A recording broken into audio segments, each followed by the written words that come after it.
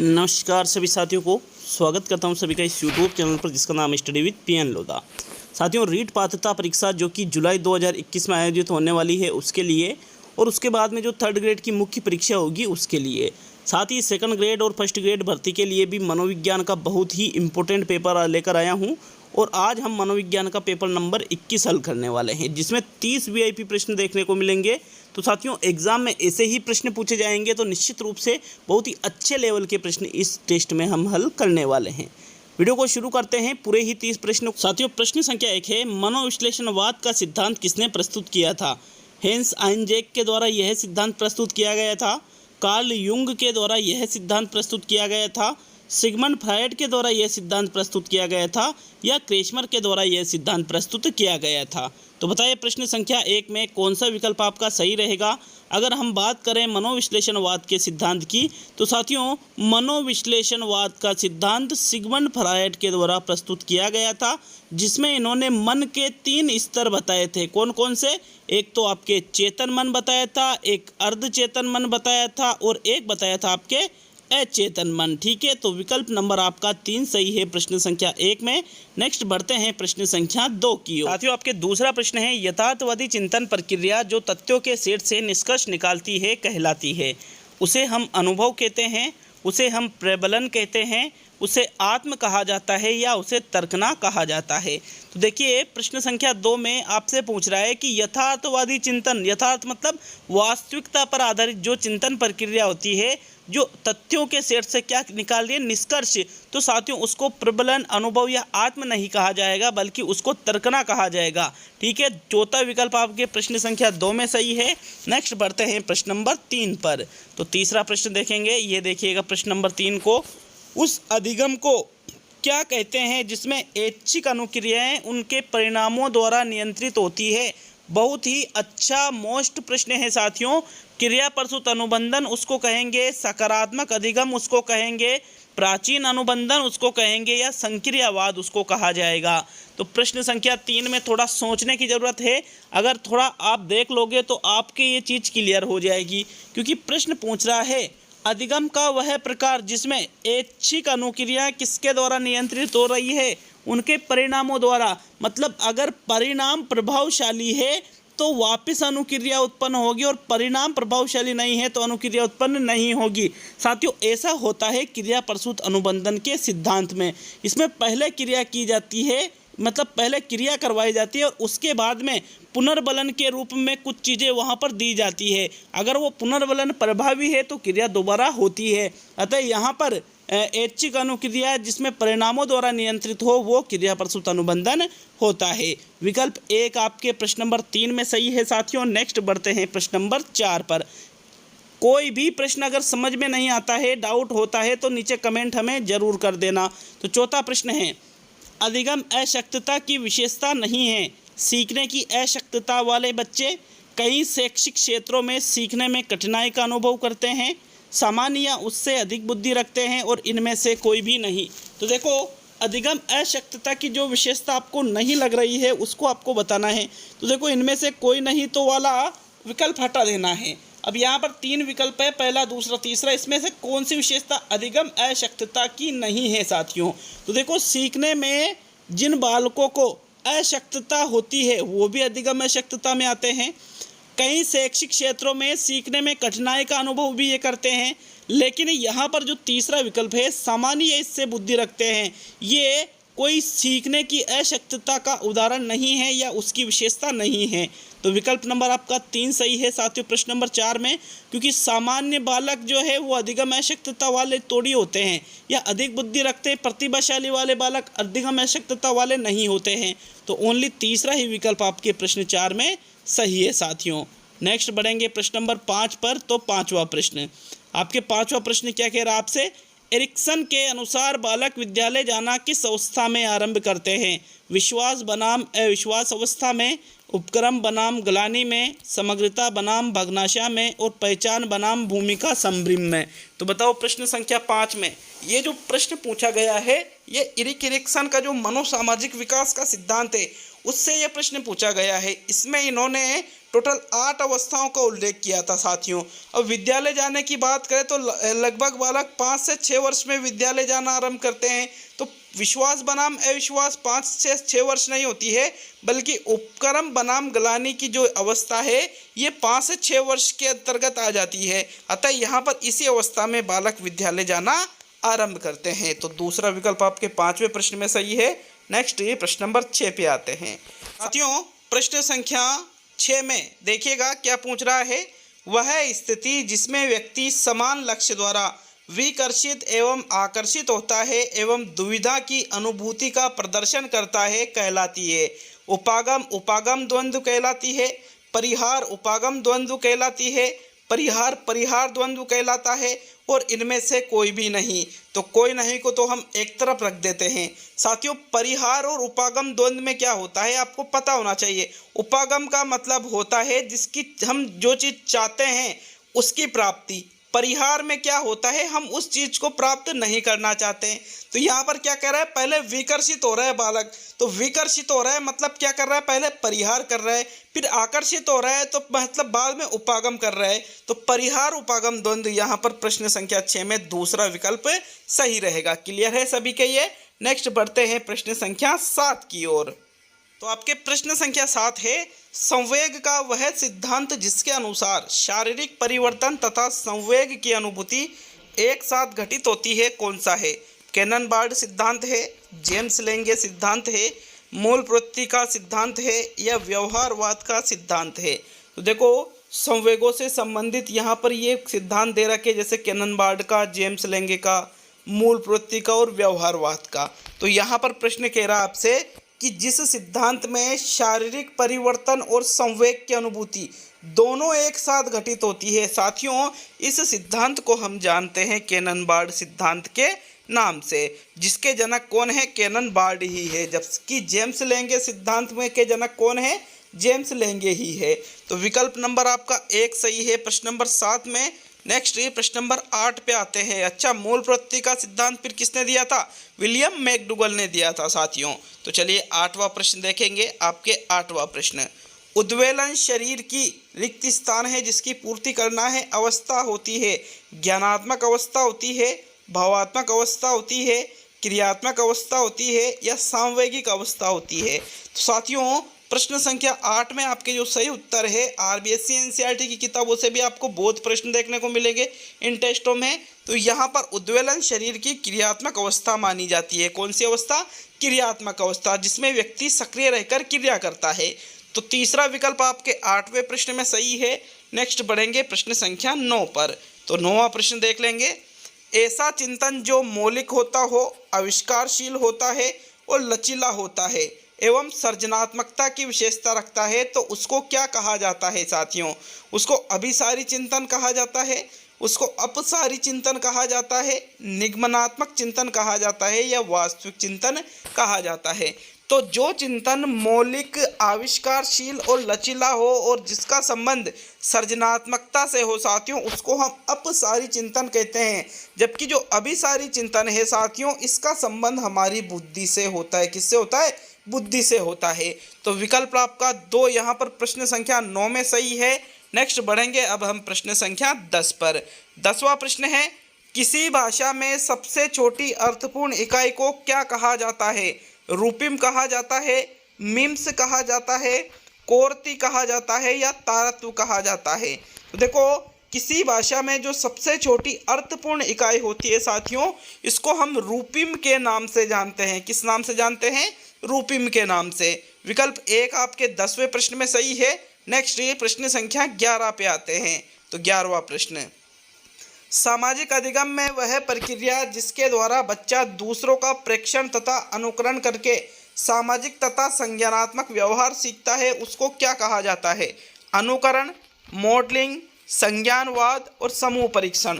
तो एक बार प्रश्न को अच्छी तरह से देख लो भाई, और फिर उसके बाद में अपने सही उत्तर का आपको चयन करना है। तो बताओ भाई 11वें प्रश्न में आपका कौन सा विकल्प सही है। साथियों 11वें प्रश्न में जो आपके सही उत्तर है वो है विकल्प नंबर 2, मॉडलिंग कहा जाता है। मॉडलिंग होता क्या है समझिएगा, कि सामाजिक अधिगम हो रहा है, ठीक है, जिसमें बालक क्या कर रहा है, दूसरों का प्रेक्षण मतलब अवलोकन कर रहा है, अवलोकन करने के बाद में उनका अनुकरण कर रहा है। तो साथियों ये जो प्रक्रिया है इसको ही मॉडलिंग के नाम से जानते हैं। दूसरा विकल्प आपके 11वें प्रश्न में सही है। नेक्स्ट बढ़ेंगे प्रश्न संख्या 12 की ओर। तो आपके 12वां प्रश्न देखेंगे, ये रहा आपके 12वां प्रश्न। जीन पियाजे के अनुसार वह कौशल कौन सी अवस्था में विकसित होता है जिसमें मांसपेशियों के व्यापक रूप से क्रियाकलाप की आवश्यकता होती है, जिसे टहलना स्थूल पेशीय विकास के अंतर्गत आ जाता है, पूर्व संक्रियात्मक अवस्था में आता है, मूर्त संक्रियात्मक अवस्था में आता है और अमूर्त चिंतन की अवस्था में आता है। तो साथियों बालक क्या कर रहा है, जो उसकी मांसपेशियां हैं उसकी क्रियाकलाप की आवश्यकता होती है। तो ये जो उदाहरण भी दे रखा है जैसे टहलना, तो साथियों ये स्थूल पेशीय कौशल के अंतर्गत आ जाता है। और टहलना भाई किसका उदाहरण है, स्थूल पेशीय विकास का उदाहरण है उसका, और ये संवेदी पेशीय अवस्था में विकसित होता है। तो विकल्प नंबर आपका 1 सही है साथियों प्रश्न नंबर 12 में। नेक्स्ट बढ़ेंगे प्रश्न संख्या 13 पर। तो 13वां प्रश्न देखेंगे, आनुवांशिक सूचना की इकाइयां डीएनए निर्मित गुणसूत्र कहलाते हैं। गुणसूत्र कहलाते हैं, जीन कहलाते हैं, डीएनए कहलाते हैं, आरएनए कहलाते हैं। तो भाई ऐसा है कि इसका उत्तर तो प्रश्न में ही छिप रहा है, क्योंकि आनुवांशिक सूचना की इकाइयां डीएनए से निर्मित गुणसूत्र जो होते हैं, तो भाई डीएनए से निर्मित है तो डीएनए तो कहलाएंगे ही नहीं। अब डीएनए से निर्मित क्या है, गुणसूत्र है, तो गुणसूत्र भी नहीं कहलाएंगे साथियों। उनको क्या कहा जाता है, जीन कहा जाता है। क्या कहा जाता है, इनको जीन कहा जाता है। विकल्प 2 आपके प्रश्न नंबर 13 में सही है। नेक्स्ट प्रश्न नंबर 14 पे आएंगे। तो आपके 14वां प्रश्न, पूर्व संक्रियात्मक अवस्था का एक पक्ष जिसमें यह विश्वास की निर्जीव वस्तुओं में जीवन जैसे गुण होते हैं और वे कार्य करने में भी सक्षम होते हैं कहलाता है। आत्म केंद्रिता इसे हम कहेंगे, वस्तु स्थायित्व इसे कहेंगे, जीववाद इसे कहेंगे, या अमूर्त चिंतन इसे कहेंगे। तो साथियों पूर्व संक्रियात्मक अवस्था जो कि चलती है 2 से 7 वर्ष तक। कहाँ तक चलती है, 2 वर्ष से लेकर के 7 वर्ष तक चलती है। इसमें बालक क्या करता है कि निर्जीव वस्तुओं में भी जीवन जैसे गुण होते हैं। जैसे एक मान लीजिए एक 3 साल का बालक है, 4 साल का बालक है, अब वो कहीं गिर जाता है, कहीं उसके चोट लग जाती है, तो वो क्या मानता है कि भाई इस चीज़ ने मेरे चोट पहुंचाई है, चाहे वो निर्जीव कोई पत्थर वगैरह हो, और वो उस पत्थर को मारने लगता है साथियों। तो मतलब सभी चीज़ों में जीवन जैसे गुण, सभी चीज़ों को सजीव मानना, ये जीववाद के अंतर्गत आता है। किसके अंतर्गत आता है, इसको हम जीववाद कहेंगे। विकल्प 3 आपके प्रश्न 14 में सही है। नेक्स्ट प्रश्न नंबर 15 को देखेंगे। तो 15वां प्रश्न देख लेते हैं, किसी व्यक्ति द्वारा अपने स्वयं को दूसरे व्यक्तियों के साथ संबद्ध करने और उनकी विशेषताओं या दृष्टिकोण को स्वीकार करने की प्रक्रिया कहलाती है। प्रतिगमन कहेंगे उसे, पलायन कहेंगे, तादात्म्य कहेंगे, या उद्भवन कहेंगे। तो एक बार अगर आप प्रश्न को अच्छी तरह से देखते हो तो आपको प्रश्न क्लियर पता चल जाएगा, आपका उत्तर भी आपको क्लियर हो जाएगा साथियों। लेकिन प्रश्न को एक बार आप अच्छी तरह से पढ़ लीजिएगा। तो देखो 15वें प्रश्न में जो सही उत्तर है वो रहेगा तादात्म्य। तादात्म्य का मतलब क्या हुआ यहाँ पर, क्योंकि व्यक्ति क्या कह रहा है, अपने स्वयं को मतलब खुद का जो व्यक्तित्व है उसको दूसरे व्यक्तियों के साथ संबद्ध कर रहा है कि यार मैं भी उसके जैसा बनना चाहूँगा, ठीक है। और उनकी जो विशेषताएं हैं, उनके जो दृष्टिकोण हैं, उनको स्वीकार कर रहा है कि भाई आप बिल्कुल सही हो, मैं भी आपकी तरह सोचना चाहता हूँ, मैं भी आपकी तरह चीज़ें करना चाहता हूँ। तो इसको ही तादात्म्य के नाम से जाना जाएगा। विकल्प 3 आपके प्रश्न 15 में सही है साथियों। नेक्स्ट बढ़ेंगे प्रश्न संख्या 16 पर। तो 16वां प्रश्न है, किसी तर्क की आधारिता को स्वीकार कर एक निष्कर्ष तक पहुंचना और फिर औपचारिक तार्किक नियमों का अनुसरण करना कहलाता है। आगमनात्मक तर्कना कहलाता है, निगमनात्मक तर्कना कहलाता है, संश्लेषणात्मक तर्कना कहलाता है, या विश्लेषणात्मक तर्कना कहलाता है। तो बहुत ही अच्छा प्रश्न है। मैंने कहा था कि बेहद क्वालिटी वाले प्रश्न आपको इस वीडियो में देखने को मिलेंगे। बहुत ही बेस्ट प्रश्न है साथियों ये एग्जाम के लायक। तो देखो 16वें प्रश्न में आपके जो सही उत्तर है वो रहेगा निगमनात्मक तर्कना, विकल्प नंबर 2। क्योंकि यहाँ पर कोई भी तर्क दे रहा है, अब आपने उसको स्वीकार कर लिया, मतलब अपनी तरफ से कुछ नहीं किया, किसी ने नियम बताया, आपने उसी को स्वीकार कर लिया और फिर आप उन नियमों के आधार पर निष्कर्ष निकाल रहे हो तो साथियों फिर वो निगमनात्मक तर्कना कहलाता है, क्योंकि आगमनात्मक तर्कना में तो खुद की तरफ से भी नियम ऐड किए जाते हैं और यहाँ तो आप तो तर्क की आधारिता को स्वीकार कर रहे हो। अतः दूसरा ही विकल्प आपके 16वें प्रश्न में सही है। नेक्स्ट प्रश्न नंबर 17 है, उद्दीपक के जोड़े में वह न्यूनतम अंतर जिसका प्रत्यक्षण हो सके कहलाता है। विभेदन कहलाता है, भेद सीमा कहलाता है, कूट संकेतन कहलाता है या विलोपन कहलाता है। तो 17वें प्रश्न का सही उत्तर आपको देना है। बताइएगा कौन सा विकल्प आपके इस प्रश्न में सही रहेगा। तो देख लेते हैं कि भाई कौन सा विकल्प आपके सही है। साथियों प्रश्न नंबर 17 में आपके दूसरा विकल्प सही है, भेद सीमा वाला, क्योंकि यहाँ पर ये क्या कह रहा है कि कोई भी उद्दीपक का जोड़ा है, उन दोनों में जो न्यूनतम अंतर उसका प्रत्यक्षण आप कर रहे हो साथियों। मतलब दोनों को पहचानने के लिए जो लास्ट वाला जो न्यूनतम अंतर है वो उसकी भेद सीमा कहलाती है। सेकंड विकल्प आपके 17वें प्रश्न में बिल्कुल सही है, इसमें कोई डाउट नहीं है। नेक्स्ट प्रश्न संख्या 18 पे आते हैं। तो आपके 18वां प्रश्न देखेंगे, ये देखिएगा प्रश्न नंबर 18 को। पूर्व संक्रियात्मक चिंतन की एक प्रमुख विशेषता जो किसी व्यक्ति द्वारा अपने परिप्रेक्ष्य और किसी दूसरे के परिप्रेक्ष्य के बीच भेद न कर पाने की अयोग्यता की ओर संकेत करती है कहलाती है सजीव चिंतन कहलाती है। पठन वैकल्य इसको कहेंगे, अहम केंद्रवाद इसको कहेंगे और वस्तु स्थायित्व इसको कहेंगे। तो मोस्ट इंपोर्टेंट प्रश्न है। प्रश्न को समझोगे तो चीज़ों को सीखोगे, चीज़ों को सीखोगे तो एग्जाम में प्रश्न सही होंगे साथियों। रटना नहीं है, समझना है, सीखना है, पूरी चीज़ें सुना करो आप। 18वां प्रश्न जो है इसका सही उत्तर है अहम केंद्रवाद, क्योंकि अहम केंद्रवाद में क्या होता है, खुद को ही केंद्र माना जाता है कि सारी चीज़ें मेरे अनुसार होती है, दूसरा का दृष्टिकोण उसके ऊपर बिल्कुल भी वो नहीं मानता है। यहाँ पर क्या कह रहा है प्रश्न कि कोई भी व्यक्ति खुद के परिप्रेक्ष्य में और दूसरे के परिप्रेक्ष्य में भेद कर पाने में क्या है, अयोग्य है। मतलब दोनों में वो अंतर नहीं कर पाता है। तो साथियों यही अहम केंद्रवाद कहलाएगा। तीसरा ही विकल्प आपके प्रश्न 18 में सही है।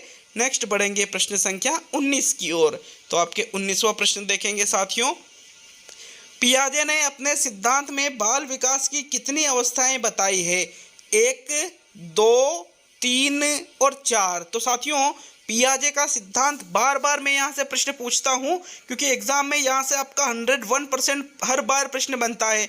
तो भाई ऐसा है कि संज्ञानात्मक विकास का सिद्धांत किसके द्वारा दिया गया था, जीन पियाजे के द्वारा दिया गया था। और जीन पियाजे ने अपने संज्ञानात्मक विकास के सिद्धांत में कुल कुल 4 अवस्थाएं बताई थी। कौन कौन सी अवस्थाएं बताई थी, एक आपके संवेदी पेशी अवस्था थी, दूसरी आपके पूर्व संक्रियात्मक अवस्था थी, तीसरी आपके मूर्त संक्रियात्मक अवस्था थी और चौथी आपके औपचारिक संक्रियात्मक अवस्था थी, जिसको अमूर्त चिंतन की अवस्था भी कहते हैं। तो साथियों इस प्रकार से आपके प्रश्न 19 में चौथा विकल्प जो है 4, ये बिल्कुल सही रहेगा। नेक्स्ट प्रश्न नंबर 20 पे आएंगे। तो 20वां प्रश्न, एरिक्सन की विकासात्मक अवस्था जिसमें किशोर इस तरह के द्वंद्वों का सामना करते हैं कि वे कौन हैं, वे क्या है और जीवन में वे कहाँ जा रहे हैं, कौन सी अवस्था है साथियों, वो समग्रता बनाम भग्नाशा है, विश्वास बनाम अविश्वास है, उपक्रम बनाम ग्लानि है और पहचान बनाम भूमिका संभ्रम है। तो देखो एरिक्सन का वही मनोसामाजिक विकास का सिद्धांत। अब यहाँ पर किशोरों की बात की जा रही है कि किशोर किस तरह के द्वंद्वों का सामना कर रहे हैं, कि भाई कौन है वो क्या है, जीवन में वो किधर जा रहे हैं। इस तरह की जो चीज़ें आती है साथियों वो पहचान बनाम भूमिका संभ्रम अवस्था में आती है, जो किशोर अवस्था के अंतर्गत ही चलती है। विकल्प नंबर आपका 4 सही है प्रश्न संख्या 20 में। नेक्स्ट आगे बढ़ेंगे अब हम प्रश्न संख्या 21 पर। तो 21वां प्रश्न देखेंगे। ऐसे परीक्षण जिनमें भाषा की आवश्यकता नहीं होती है कहलाते हैं, निदानात्मक परीक्षण कहलाते हैं, उपचारात्मक परीक्षण कहलाते हैं, निष्पादन परीक्षण कहलाते हैं या इनमें से सभी। तो देखो जिन परीक्षणों में भाषा की आवश्यकता नहीं होती, निदानात्मक परीक्षणों में भी भाषा की आवश्यकता होती है, जिसके माध्यम से हम छात्रों की कमियों को ढूंढते हैं। उपचारात्मक परीक्षण में भी भाषा की आवश्यकता होती है, जिसमें हम उन कमियों को दूर करते हैं साथियों। लेकिन जो निष्पादन परीक्षण है, जो परफॉर्मेंस टेस्ट है, परफॉर्मेंस टेस्ट जो होता है, इसमें भाषा की आवश्यकता नहीं होती है, बालक से कार्य करवाया जाता है। अतः यहाँ पर आपका जो तीसरा विकल्प है निष्पादन परीक्षण वाला, वो ही 21वें प्रश्न का सही उत्तर है। चलिए नेक्स्ट प्रश्न नंबर 22 को देखेंगे। तो 22वां प्रश्न, पियाजे के अनुसार विकास का वह कौन सा चरण है जिसमें बच्चे संसार को शब्दों, प्रतिमाओं और रेखांकन से प्रस्तुत करते हैं किंतु तार्किक रूप से संक्रिया नहीं कर सकते? संवेदीगामक अवस्था है वो, पूर्व संक्रियात्मक अवस्था है वो, संक्रियात्मक अवस्था है और अमूर्त संक्रियात्मक अवस्था है। तो देखो, जिसमें बालक संसार के जो शब्द हैं, संसार के शब्द क्या संसार को खुद के शब्दों में, प्रतिमाओं में और रेखांकन में तो प्रस्तुत कर रहे हैं, लेकिन तार्किक तर्क वहाँ पर नहीं दे पा रहे हैं। तो भाई संवेदीगामक अवस्था में तो ये होगा नहीं, क्योंकि वो शब्दों यहाँ पर बोलना ही अच्छे से नहीं सीखता है। अमूर्त संक्रियात्मक अवस्था में तार्किक रूप से वो यहाँ पर इन चीज़ों को कह सकता है, लेकिन साथियों इसमें संक्रियात्मक या पूर्व संक्रियात्मक, तो इसका जो सही उत्तर है वो रहेगा पूर्व संक्रियात्मक अवस्था, जो 2 से 7 वर्ष चलती है। इसमें बालक संसार को शब्दों, प्रतिमा और रेखांकन से प्रस्तुत करते हैं, लेकिन तार्किक रूप से क्रिया नहीं कर पाते हैं। दूसरा विकल्प आपके प्रश्न 22 में सही है। नेक्स्ट प्रश्न नंबर 23 की ओर बढ़ते हैं। तो 23वां प्रश्न, केंद्र से बाहर की दिशा का पेशीय विकास कहलाता है, निकटता का सिद्धांत कहलाता है, सिर पदाभिमुखी सिद्धांत कहलाता है, समीप दूराभिमुखी सिद्धांत कहलाता है और उसको सेतु या पोन्स कहते हैं। तो देखो 23वें प्रश्न का कौन सा विकल्प आपके सही है, जल्दी से उत्तर दीजिएगा साथियों। प्रश्न संख्या 23 में आपके जो सही उत्तर है, केंद्र से बाहर की दिशा का पेशीय विकास जो है, इसको समीप दूराभिमुखी सिद्धांत कहा जाता है। क्या कहा जाता है? समीप दूराभिमुखी सिद्धांत के नाम से इसको जाना जाता है कि विकास कहाँ होता है? केंद्र से बाहर की ओर। थर्ड विकल्प आपके 23वें प्रश्न में सही है साथियों। नेक्स्ट प्रश्न संख्या 24 की ओर बढ़ते हैं। तो 24वां प्रश्न, किसी भौतिक उद्दीपन की अनुभूति कहलाती है संवेदी स्मृति, इसको हम कहेंगे, इसको आत्म के नाम से जाना जाएगा, इसको हम प्रत्यक्षीकरण के नाम से कहेंगे, या फिर इसको हम संवेदना के नाम से जानेंगे। साथियों कोई भी भौतिक मतलब जिसका आकार हो, लंबाई, चौड़ाई, ऊंचाई हो, उस उद्दीपक की जो अनुभूति हम करते हैं साथियों, उसको हम संवेदना के नाम से जानते हैं। और संवेदना को जो हम अर्थ प्रदान करते हैं कि भाई ये चीज़ ये है, तो उसको हम प्रत्यक्षीकरण के नाम से जानेंगे। फिर किस नाम से? प्रत्यक्षीकरण के नाम से। विकल्प आपका 4 सही है प्रश्न नंबर 24 में। नेक्स्ट प्रश्न नंबर 25 पे आएंगे। तो 25वां प्रश्न, प्राचीन अनुबंधन में एक समाप्त हुई अनुबंधित अनुक्रिया का एक विश्राम अवधि के बाद पुनः प्रकटीकरण कहलाता है spontaneous recovery, schema, object permanence और कॉग्निटिव इकोनॉमी। साथियों 25वें प्रश्न में मैंने ये जो शब्द है इंग्लिश में कन्वर्ट करके यहाँ पर आपके सामने लेकर आया हूँ। तो देखो, प्राचीन अनुबंधन का जो सिद्धांत है पावलोव का, उसमें कोई अनुबंधित अनुक्रिया क्या हो जाती है? समाप्त हो जाती है, और एक विश्राम अवधि के बाद में वो अनुबंधित अनुक्रिया पुनः प्रकटीकरण मतलब पुनः प्रकट हो जाती है। तो फिर हम इसको स्वतः पुनः प्राप्ति के नाम से जानेंगे। किस नाम से? स्वतः पुनः प्राप्ति के नाम से इसको जानेंगे। और साथियों इंग्लिश में इसको कहेंगे स्पॉन्टेनियस रिकवरी। विकल्प नंबर आपका 1 सही है प्रश्न नंबर 25 में। चलिए आगे बढ़ेंगे अब हम प्रश्न नंबर 26 की ओर। तो 26वां प्रश्न साथियों, 26वां प्रश्न है, प्रदीप्ति कहलाती है सृजनात्मक प्रक्रिया की एक अवस्था को प्रदीप्ति कहते हैं। उद्दीपक के जो जोड़े होते हैं उनको प्रदीप्ति कहते हैं। उद्दीपकों के समुच्चय के मध्य जो विभक्त है उसको प्रदीप्ति कहते हैं। और पढ़ने में होने वाली कठिनाई प्रदीप्ति कहलाती है। तो प्रश्न संख्या 26 का आपको सही उत्तर देना है। कौन सा विकल्प सही है? प्रदीप्ति का सही अर्थ किससे लिया जाएगा साथियों? तो 26वें प्रश्न में आपके जो सही उत्तर है, प्रदीप्ति का अर्थ लिया जाता है सृजनात्मक प्रक्रिया की एक अवस्था जो है, इसको ही प्रदीप्ति के नाम से जाना जाएगा। किस नाम से? प्रदीप्ति के नाम से। विकल्प 1 आपके 26वें प्रश्न में सही है। नेक्स्ट बढ़ेंगे प्रश्न नंबर 27 पर। तो 27वां प्रश्न साथियों, 27वां प्रश्न थोड़ा बड़ा है, प्रश्न को समझिएगा। विकास के संदर्भ में सत्य कथन कौन सा है? देखो, विकास जीवन पर्यंत चलने वाली प्रक्रिया है, ऐसा ही कह रहा है। ब कह रहा है विकास लचीला व संशोधन योग्य होता है। स कह रहा है विकास ऐतिहासिक दशाओं से प्रभावित होता है। और द कह रहा है विकास की प्रत्येक अवस्था के अपने खतरे होते हैं। अब यहाँ पर पहला विकल्प देखिएगा, पहला विकल्प है केवल ए ब और द सही है। दूसरा विकल्प है केवल ए और ब ही सही है। तीसरा विकल्प है केवल ए ब और स सही है। और चौथा विकल्प है ए ब स और द सभी सही है।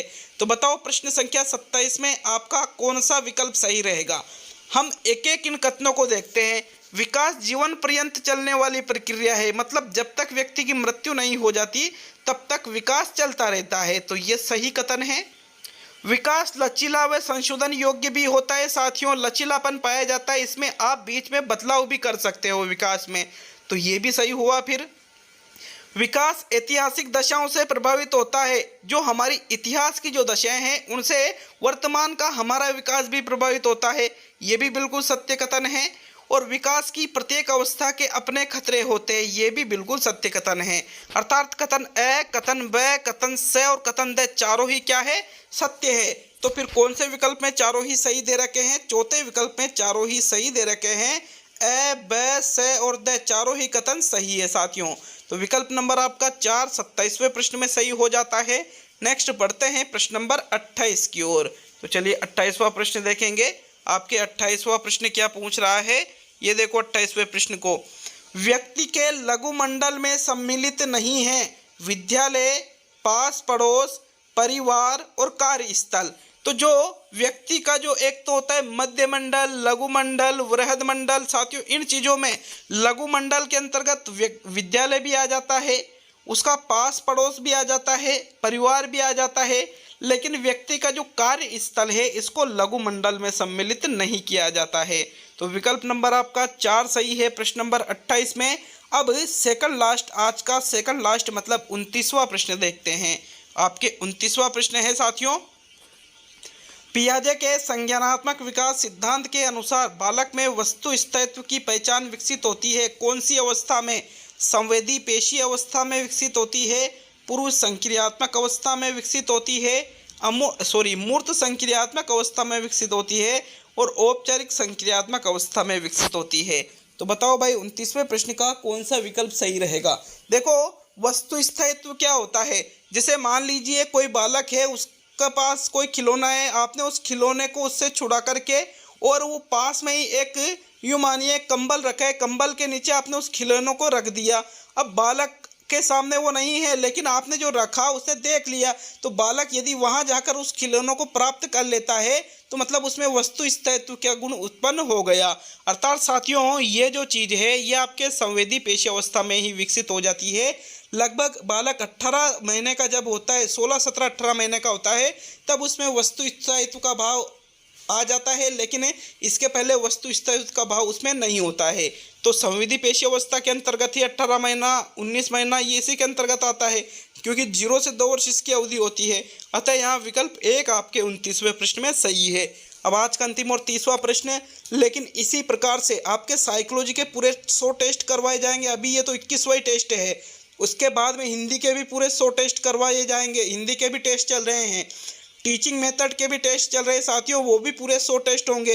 राजस्थान जीके के भी पूरे 100 टेस्ट होंगे, बिल्कुल निःशुल्क ही। अतः चैनल पर नए हो तो चैनल को सब्सक्राइब करके बेल आइकन जरूर ऑन कर लेना। चलिए देख लेते हैं अंतिम और 30वां प्रश्न। कोहलबर्ग के अनुसार नैतिक तर्कना में प्रगति 3 चरणों जो आयु संबद्ध होती है में होती है। यह रिक्त स्थान विकास द्वारा निर्धारित होता है। कौन से विकास द्वारा? यह भावात्मक विकास द्वारा निर्धारित होता है, यह क्रियात्मक विकास द्वारा निर्धारित होता है, या यह संज्ञानात्मक विकास द्वारा निर्धारित होता है, अथवा इनमें से कोई भी नहीं। तो 30वें प्रश्न का आपका जो सही उत्तर है, नैतिक तर्कना में प्रगति 3 चरणों में होती है जो आयु संबद्ध है, और साथियों ये संज्ञानात्मक विकास द्वारा निर्धारित होती है। विकल्प 3 आपके 30वें प्रश्न में सही है। अब आज का ये टेस्ट पूरा हुआ। मिलते हैं साथियों अगले वीडियो में। बहुत बहुत धन्यवाद वीडियो को पूरा देखने के लिए।